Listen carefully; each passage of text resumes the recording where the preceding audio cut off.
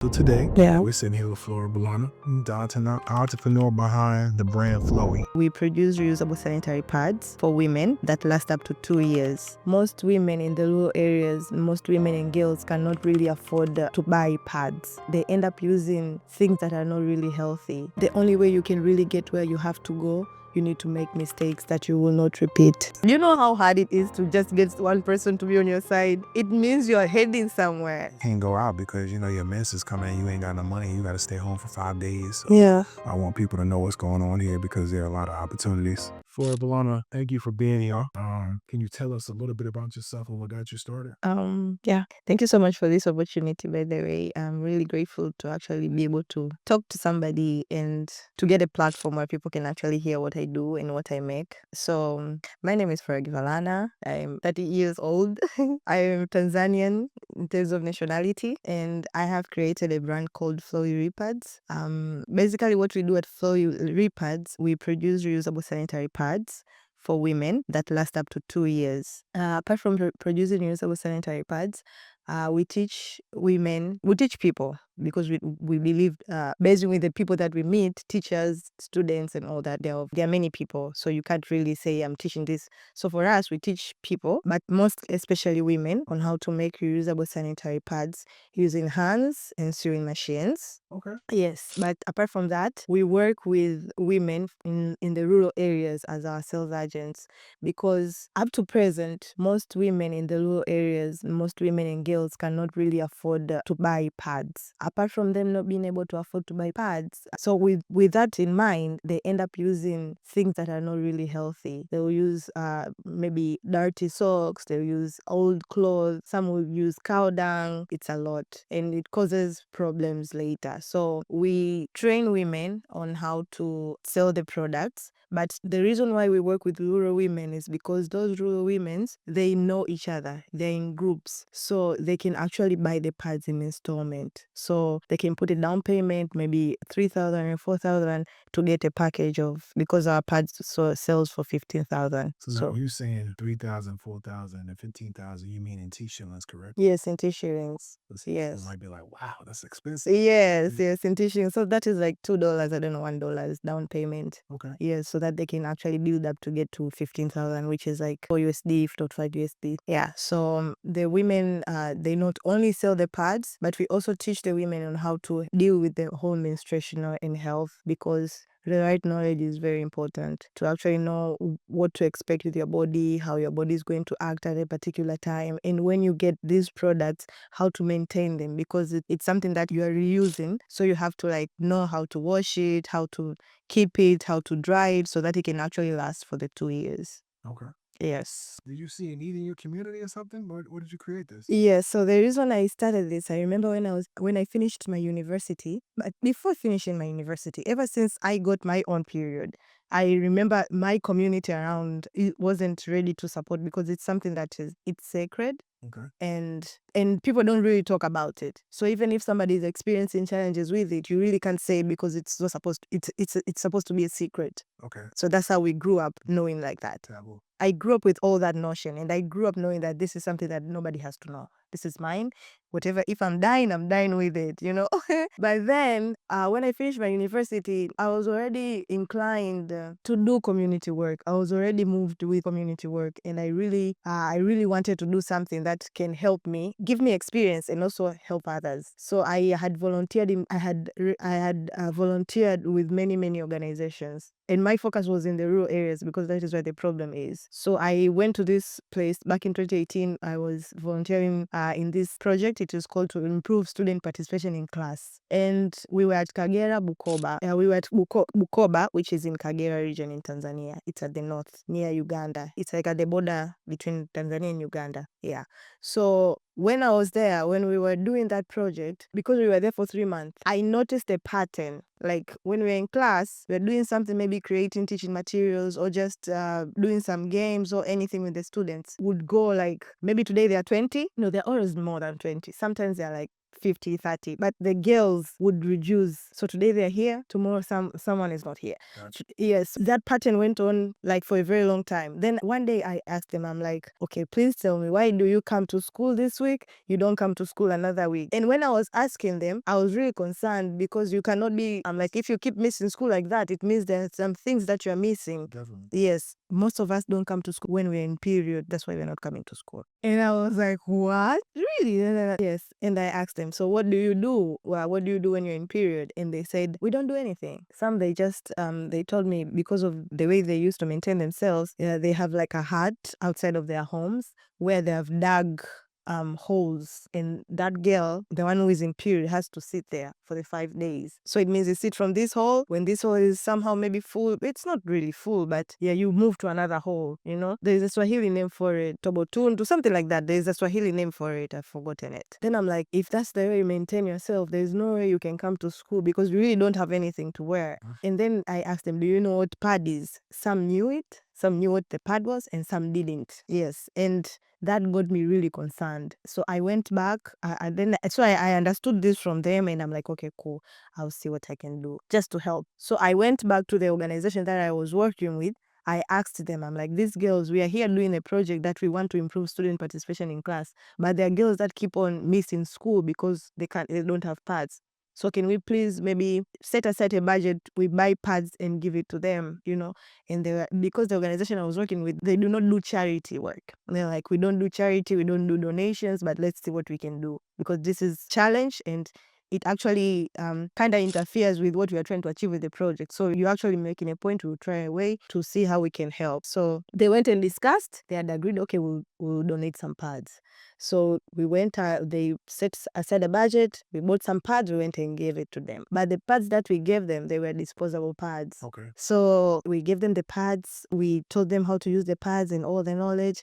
But then this is something that stayed with me. After we finished the program, I'm like, okay, we gave those girls pad, but that was just 1 month thing. Exactly. It means the problem, they will go back to what they already know. Exactly. So for me, I'm like, I need to look for something sustainable that can actually really make a change if I really want to solve this problem. So when I got back home, I started researching, I started reading about reusable pads, I started reading how I can actually teach people how to make reusable sanitary pads and all that. Luckily enough, while I was in the process of doing that, there was a call for youth who can actually develop ideas that can be a win-win situation to the community. And for me, I knew that I need to create something that will be a little bit self-sustaining. Can't be doing fully donation, but I have to do something that can more in the lines of that, but it's not really donation, you know. So that is when I funded Flowee. I wrote the idea in that call. I sent it out, and then they got back to me. They said, we were interested. You can come and pitch your idea and see how we can help you. So I went, I pitched, they helped me. I actually started Flowee with $500. Yes. Now, did you face any pushback or any stigma of Y- the product? Yes, I mean, to present, there's pushback, there's stigma because most women, like here in Tanzania, the ones that cannot afford pads, they're using clothes to sustain themselves during menstruation. When we say cloth, like what kind of cloth do you mean? So most of them maybe they use towels, others maybe they use bed sheets, others most of them use kanga vitenge. Most of them use kanga vitenge, old kanga and old vitenge. Most of them use that. What is that? Kanga and Katebe. Kanga. Let me show you. So you see, this is a sample of this is our student kit. I brought it so that you see it. This material is material of kitenge. Some of them used material like this, which has already worn off. Yes. So I seen something similar a couple of days ago. So it was like something the women's dresses, like Yes. okay. Yeah, so they cut it into pieces, and then when the period comes, they use it like that. And that could seem like it would cause a problem within itself because those are dyes and things. Yes, there's dyes, there's a lot, you know. So the stigma comes from people that are already wealthy, if not wealthy, but people who can afford to buy disposable pads. Definitely. People who can afford to buy disposable pads don't see menstrual health and hygiene as a challenge because they can just go to the shop and buy pads as much as they want, and they don't have to think about it. But the person who is back in the village will not see reusable as a challenge or something new because it's just a duplicate of what they're already doing. But this one it's more structured or made in a way that is really comfortable for somebody to wear. and to maintain. And another thing that I usually experience is that people are telling me, how am I going to wash it? How are we going to wash it? What is the problem? Yes, I tell people, like, please, can we be very realistic? No matter how much water is a problem, people usually get a time to bath. You can get water to bath. You can get water to wash your clothes. While you're considering water to wash your clothes, please consider water to wash your pads. And the good thing is you're not bleeding throughout the year. You're only bleeding 5 days in a month. It means you can actually have sources of water. You can actually plan for it like we plan for everything else, despite the challenge. And apart from that, we also teach people how to actually maintain the pads, because it's not really about a lot of water, because how you clean blood, you don't clean blood with a lot of water.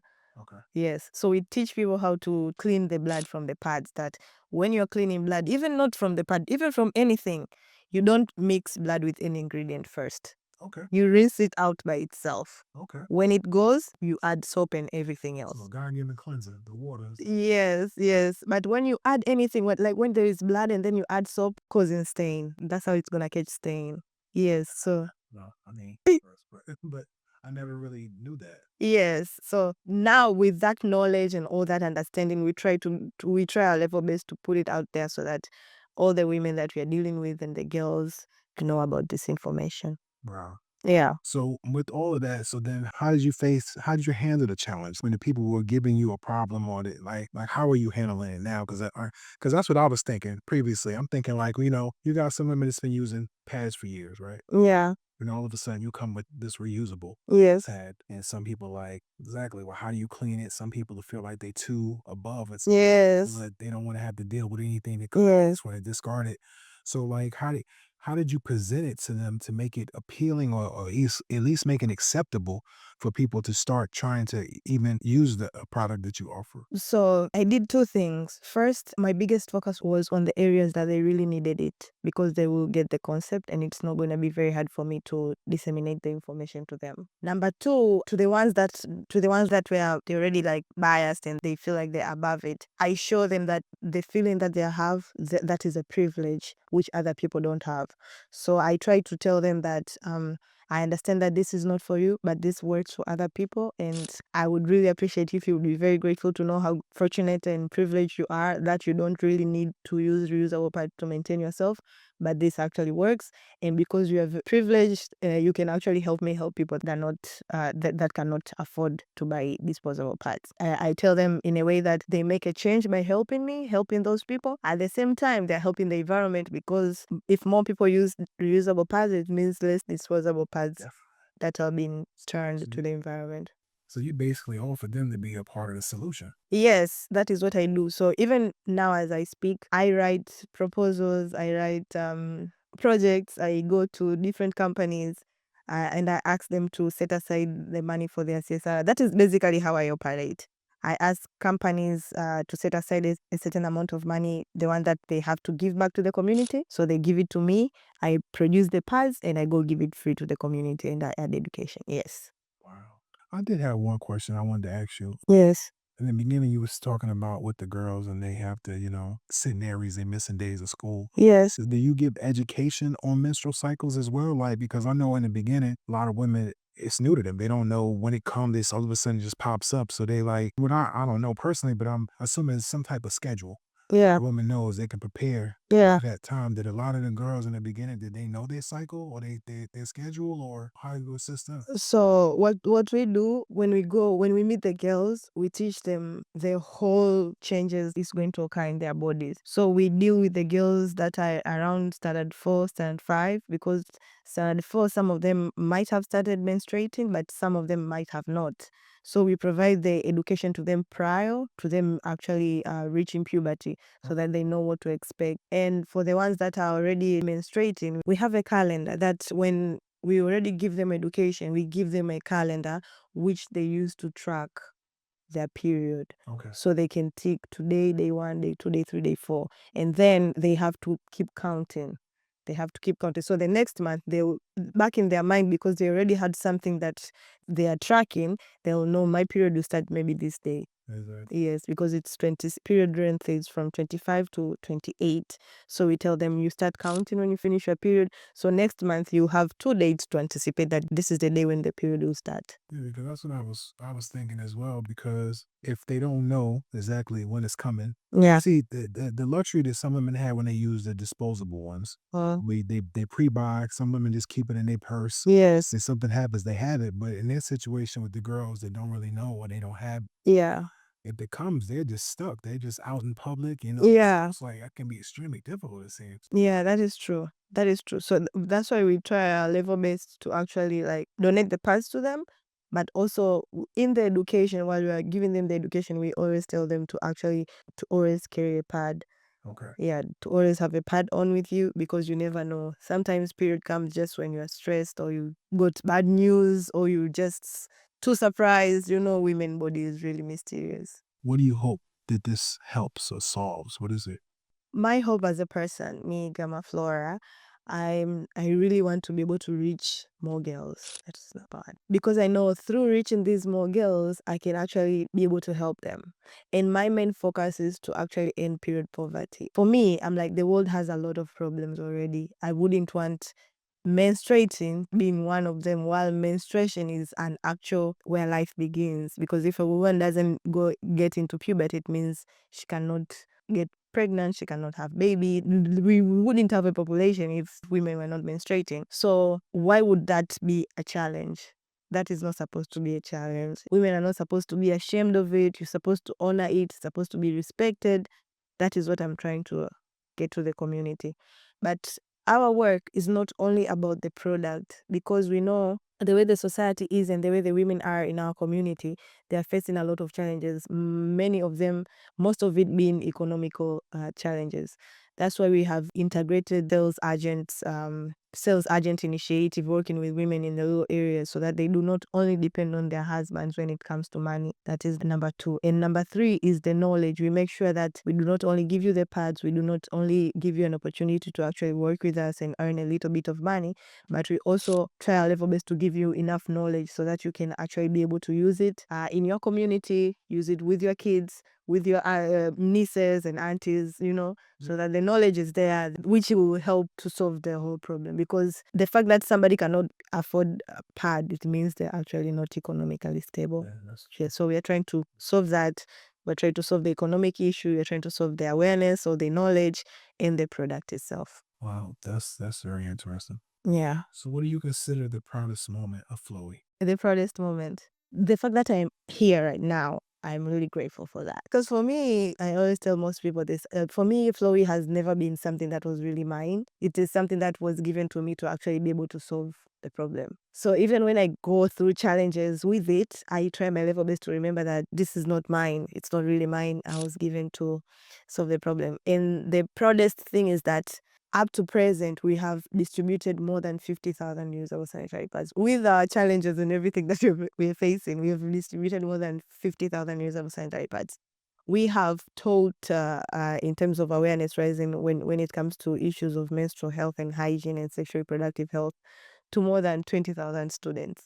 We've worked with teachers, we've worked with more than 500 women. It's a community that is so large. Flowee is known more than I am known. People know Flowee more than me. And I am proud of that. I am proud because it started from a very tiny, tiny idea just to help the girls stay in school. That was the biggest reason it started. So I can tell this means a lot to you because when I asked you that, you was holding back tears. I said, you was about to get emotional and torture yourself. So I just can't help but notice that this really means something to you. yeah, it actually does. It means a lot. It means a lot to me. And I don't even know how I got here. Like I'll tell you, I don't know when I woke up and I cared so much about this. Because even when I try to it's not easy doing this because it's just a lot, And when you're trying to do it, I am the founder and the director of my company. I have a team that looks up to me. And sometimes I don't even know what I'm doing. Because everything that I'm doing, I feel like, okay, maybe I'm not doing it right. Sometimes things don't go the way we would want them to be. So that usually puts me in a position that, am I really in the right spot? Am I really doing the right thing? Maybe I should try to do something else. But before I even start doing something else, another idea would come that has to do with Flowee, and I keep on doing Flowee. So it's not something that I can really let go. I don't even know how, because there's this time we were talking to one of my mentors and she was telling me, now you have to think of your exit plan. And I'm telling her, I don't even know how I'm going to do that. But that is something I told her that is something I'll actually consider when I get there. But until I have established it very well, like I have enough workers and everything is like stable, the structures, everything is good, is when I can exit. But right now we're still growing. I can really not exit right now because if I do that, it might die. Yes. Well, you know what's so profound about your response? Because the viewers, the people who looking in, when they see an entrepreneur or they see somebody on camera, they automatically assume that they have it all figured out. Yeah. Like they're like, they're just super pro. They don't make mistakes. It's just that's success, success. And with your statement, it proves we're human. That you're human. Like we make mistakes and we wonder how the next move is going to be made, and then we contemplate the move. Did we do it right? Did we make a mistake? And so my question to you is, if you could do it all over again, if you had to start from scratch, would you do anything different? Not really. I feel like entrepreneurship is baby steps. Yeah, If you really want to grow, it's baby steps, because the only way you can really get where you have to go, you need to make mistakes that you will not repeat. I agree. Yes. Totally. Yeah. I totally agree with that. Yeah. I mean, because even myself as an entrepreneur, I go through my struggles, you know what I mean? Yeah. Because naturally you want it to be perfect. But sometime in the quest of perfection, we become stagnated Yeah, that's true. and we don't move. Yeah. And things don't get done and then you don't achieve anything. So not being afraid to make the mistake is the number one quality of an entrepreneur. Yeah. That's Z. Not afraid to make a mistake and to keep moving. And when you learn from something, and when you make a mistake, you learn from it. So actually the mistake is another way of not to fail. Yes. You see that already, Yes. but you can't achieve those things without going through something. Yeah. I'm glad you said that because I mean, even myself, I was sitting here thinking, and I'm listening to you. I'm like, man, she got it figured out. Now all of a sudden, you just reeled me back in. Like I'm human. Yeah, I wonder if I did the right things. So that's very important. Yeah. So, what advice would you have to other entrepreneurs, especially women? The advice I have for other entrepreneurs is you first have to believe in what you're doing. You have to believe in it. It all starts with you. And sometimes the world will not see the value of your work. It might not even acknowledge it. It doesn't mean it's not valuable. It doesn't mean what you're doing is not needed, because if what you're doing, you've managed to convince just one person. You know how hard it is to just get one person to be on your side? It means you're heading somewhere. So believe in yourself, despite the challenges, just keep on going. You'll get there one day. Because that is what I believe. I'm not where I want to be, but I know I'll get there one day. Despite all the challenges, I know I'll get there one day. So, where do you see your business in 5 years? Well, in 5 years, I see my business that we have a company, we have like a settlement that is completely ours. We have enough workers. We have a certain area that has a production unit where we produce the pads, we pack them, and that's where they are taken to distribution. But at the same time, I see us having a training center in the very same building, because education is really important for us, not just for the girls that we are teaching, but also for people that we'll be working with, because we believe in time to time, you need to build capacity for your team so that they know why they're doing, why we are actually here, where we are heading. You need to be there to give them that. Also, I see us approaching, because my goal to 2030 is to be able to reach 1 million people. So I see us in very busy mode of trying to reach that number. Did y'all hear that? Mongolian. Trying to see 1 million. Yes. You know what that means? Yeah. You have to like and subscribe and share this video to all your friends and family so we can reach that 1 million. Yes. So just to clarify, so when you say settlement, so you mean you want to have a factory established, location, Yes. and in that factory you would love to have a training center to Yeah. training the women. And how do you want to, when you say train, how do you want to approach that? Do you want to go to schools? Do you want to go to women's establishments? What do you think is your approach going to be? So we could do all them. Like for now, the way we do training, we follow people. Okay. So that is, for us, sometimes we fail because it's a bit expensive to go and follow people. But if we have a training center, it means we can actually get schools to come to us. All right. Yes, and it will be a very good, because we'll be training them there, and they can actually see what we're doing. Yes. Yeah, 'cause when we were in school, we had places where we would go on field trips. So it's like, we used to look forward to them. Homeward, let's go. So that's a great idea. For example, when you're dealing with students, when you take them out of the school context and get them outside, that is where they will learn more because it's a different environment. Okay. Yes. So how do people support you and get involved with this, with what you're trying to do? What can they do? They can reach out to us. We have a website, Okay, so what is it now? floweerepads.co.tz. Repass. I'm glad you clarified that because Yeah. that's what I've noticed when I was researching something here in well, I don't know if it's just Tanzania or Africa. See, Yeah. in the States we do .com. Yeah. So here y'all do .co. Yeah. So .tz. yeah, they changed. We used to do that, but then the government changed. So that's to separate the NGOs and the companies. I mean, I think that's good though. I mean, Yeah. I don't think there's anything wrong with that because what it does, it highlights Africa, it highlights Tanzania. Yes. So when you see something .com, naturally by default you think United States. Yeah. Why? Yeah. So what you're doing that, it gives the exposure that's necessary Yeah. because you and I were discussing about trying to, to bring a light, the highlight of what's going on in Africa. A lot of people, they don't understand great lines in Africa. Yeah, they are. I'm really proud of my people. We're actually trying to do something. Yeah, and also they can also follow us on our Instagram pages. Instagram page Flowee Repads, the same thing, the same word. If you just write Flowee_, you'll see us. Yes, you'll see this logo or this. Yeah. So this is the package that you give the women? This package is specifically for students. We are calling it, it's a student kit. It comes with medicated soap. It has oil in it, and then it has 2 panties. You see?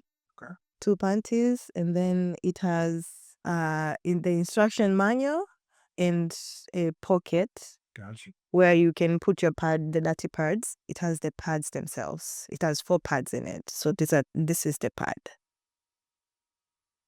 Wow. Yeah. I mean, that's not what I was expecting. Okay. Yeah. When it snaps around the. Yes. Okay. Yes. I can actually show you how people wear it. So this is how you can actually wear it. Put it like this.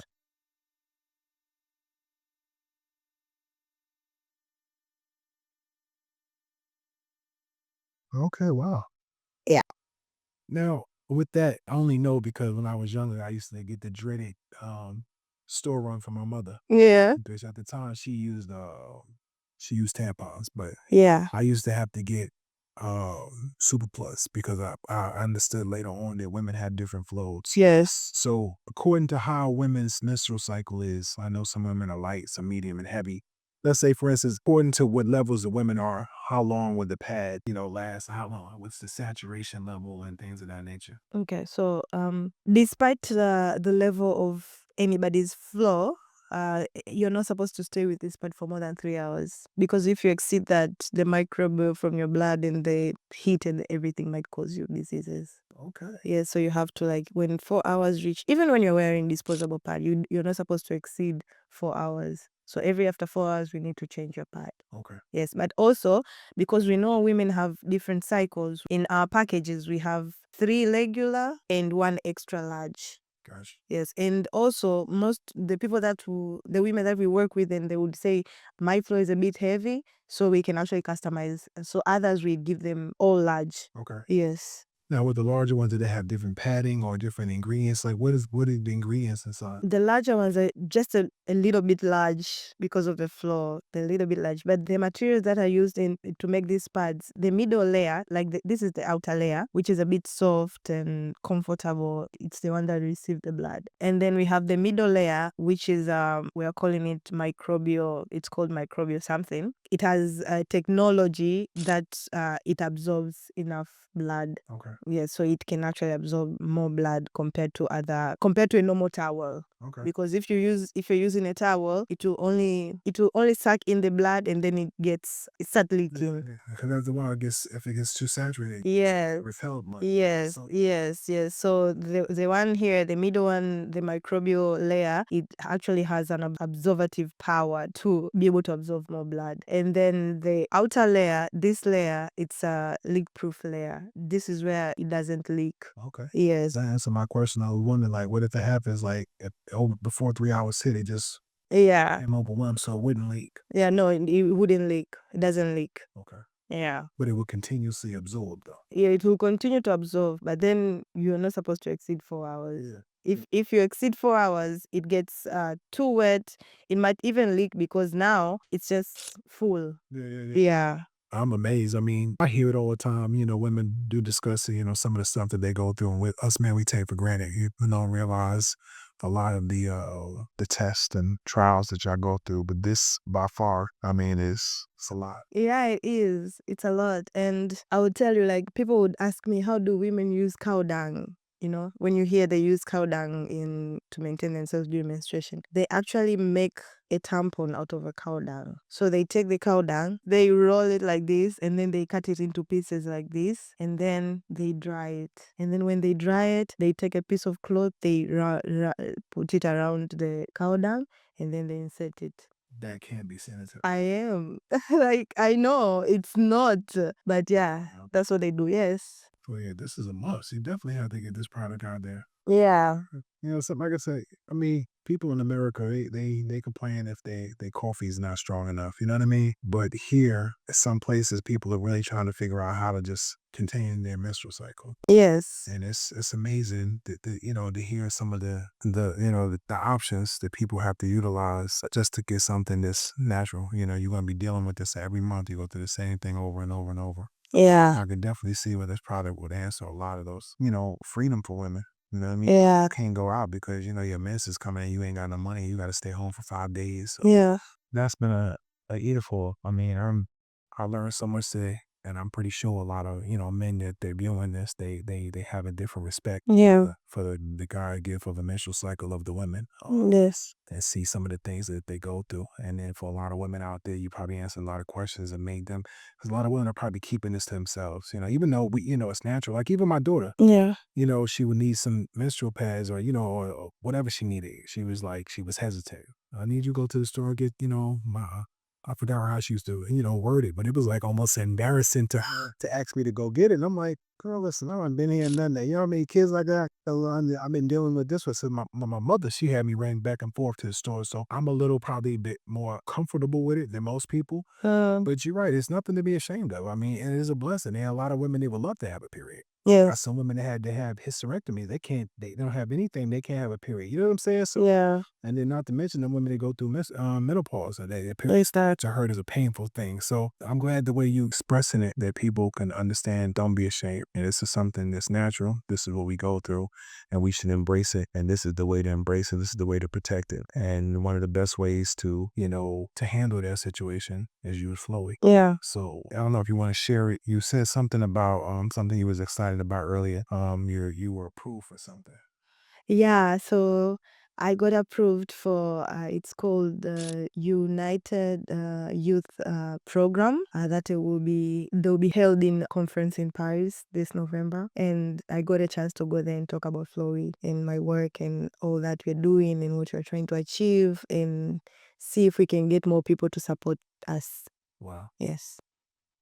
Like, did you ever see that coming when you started this? Did you think? Not really. Not really. I never thought of it.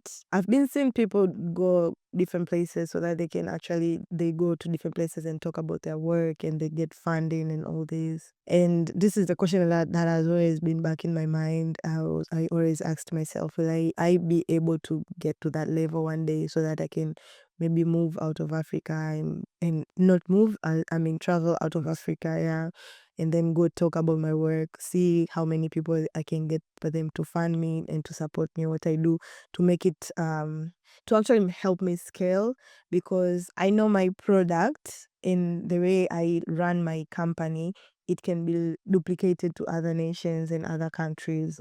Yes, and that is how I see it in the far future of Flowee.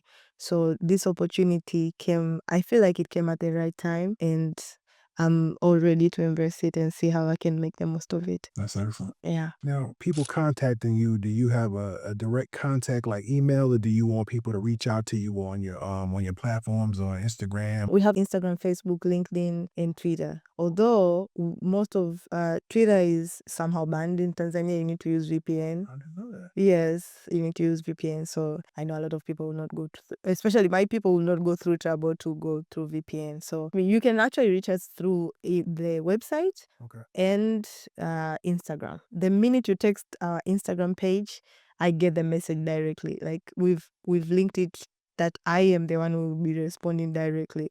So when the minute somebody DMs us, the message comes directly to me on my WhatsApp. So you're still in contact with the community. You're not far reach. You're not. No, no. I do this. This is No, I receive all the calls. I receive all the messages. I talk to everybody. okay. Yes. And so we have a team, but I like to receive my people like firsthand. I'll talk to them. Unless I am really busy, it's when I'll just refer you to somebody. But you will first talk to me before I refer you to somebody. Okay. Yes. I know it will change with time, but for now, I would love to keep it like that. All right. It definitely changed with time, but that's good. In the beginning, you Yes. people, you vetting people because they want to meet the personality. Yes. So, after a while, of course, you won't be able to reach everyone. Yes. It does help in the beginning stages because the people who are really trying to get in contact with you, it can actually get you to that level that you want to be, Yes. or even just give you some guidance on how to get there. Yes. It'd be easier for them to reach you, and so it's a blessing on both ends for you and them. Yes, that is true. Can't thank you enough.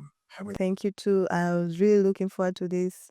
I hope I did not say anything that scared anybody out there. I think nowadays with being that the internet is the way that it is, a lot of people have been exposed to so much. Nothing surprises people. Yeah, okay. I think that unfortunately, some of the things they're exposed to, they shouldn't be. You said you see a lot of the violence and stuff online, but stuff like this is definitely necessary. We Yes. need to have this information because it's important. Yes. And I seen not too long ago that they had a big write up about some of the sanitary pads and some of the tampons and how it was linked to causing many problems. Yes. And now it's really starting to make headlines because you can't hide this. You know what I mean? Yes. So long it was easy to sweep things under the rug because they could control the media. Yes. But now with social media and cell phones and you have a multi-million-dollar device in your hand if you use correctly to communicate with all over the world, and people are actually speaking to each other. So now all the secrets that were swept under the rug are being exposed. Yeah. So I think Flowee has come at the perfect time because it's definitely needed. They said, when the student is ready, the teacher will come. So Yeah. right now, there's a lot of people ready for it, and we're glad you're here. Thank you. Also, I wanted to add that the way we have a youth program in Flowee where that we use to do advocacy in the community. So we have this program called Mbona Peditena that we have partnered with different organizations and profits and individuals, at which in that Mbona Peditena, you'll find somebody wearing a very big display of a pad and then holding a poster saying menstruation is normal human rights, please don't treat us bad, or would be advocating like maybe reduce taxes when it comes to period products. Yeah. Also, what I love about it is that we've managed to integrate arts, dances, and music in the program, meaning that we'll get youth. So, because most of youth in Tanzania, 71% of youth in Tanzania are unemployed. 50% of them, if not 30, they did not go further when they finished primary level. So they're just those youth who are just at home. They don't have anything going. So you might find them in different groups. Maybe others are in dancing groups, others are just playing football. So for us, we are trying to give them a purpose, those youth. So we've like this year, what we did the very same project, but we had flash mobs in it. So they would appear in different areas in Dar es Salaam, and they would dance while wearing costumes and advocating for menstrual health and hygiene. Wow. Yeah. Wow. Africa has a lot to offer. A lot of people to see. They need to see it. Yeah. And this is the time. I'm thankful, man. This is what, for myself, International Bass is trying to really to do. I'm trying to bridge the gap between Africa and other countries. Okay. I want people to know what's going on here because there are a lot of opportunities. Because unfortunately, a lot of the people, when they think of Africa, they think of automatically not just poverty, but they just think of people they're, not as intelligent as some other people are. You know what I mean? That had to be the biggest lie. But with me being able to travel and be in other parts of Africa, I've just been amazed at some of the things that I've seen. And Yeah, my hope is to be able to give other people like yourself a platform to be able to tell what they have going on, introduce it to the world because, like I said, people need to know. People definitely need to know, and it's time for everybody to wake up. So let's start now. Yeah, thank you. And I am welcoming anybody who would really love to work with us because we're really trying to push the agenda forward. So anybody that would want to help us, would want to anyhow, we can I believe that there is always a mutual ground where we can actually work together. So please reach out to our pages and I will directly talk to you and see how we can work together. Okay. Yes. So you have all the information. If you need to reach her, feel free to reach out. You can reach out on Instagram, you have Facebook, and she also can be reached on the website. So you have many platforms. All the other information will be listed inside the details, what's going on in the video. So anything that you couldn't catch or anything like that, it'll be listed there. And if you don't get exactly what you're looking for, feel free to message and I'll make sure I get that information to you. We appreciate you tuning in, checking International Bass out, and we thank you so much. Bye.